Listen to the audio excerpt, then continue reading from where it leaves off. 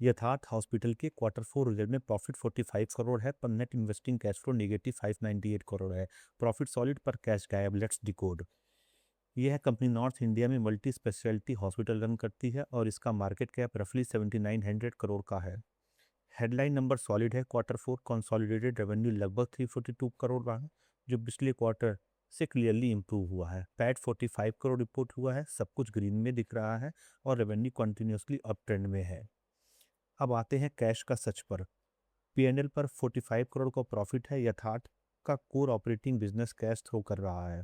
Consolidated operating cash flow साल दर साल 55% से बढ़कर 204 करोड़ हो गया है। लेकिन जब आप इन्वेस्टिंग एक्टिविटी देखते हैं तो वहाँ 598 करोड़ का मासिव आउटफ्लो है। कंपनी के पास 360 करोड़ का कैश बैलेंस था जो अब घटकर 220 करोड़ रह गया है। ये पैसा कहाँ ड्रेन हुआ? इसका रीज़न इनके नोट्स में क्लियरली लिखा है। यथार्थ एग्रेसिवली एक्सपेंड कर रहा है। इन्होंने 316 करोड़ नए प्रॉपर्टी और इक्विपमेंट में डाले हैं।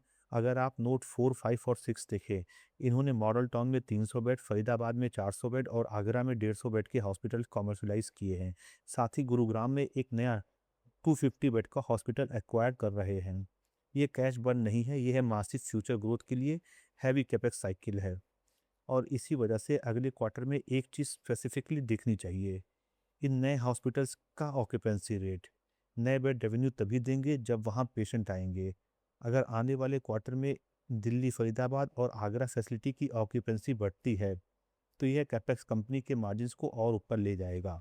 सो watch their capacity utilisation closely.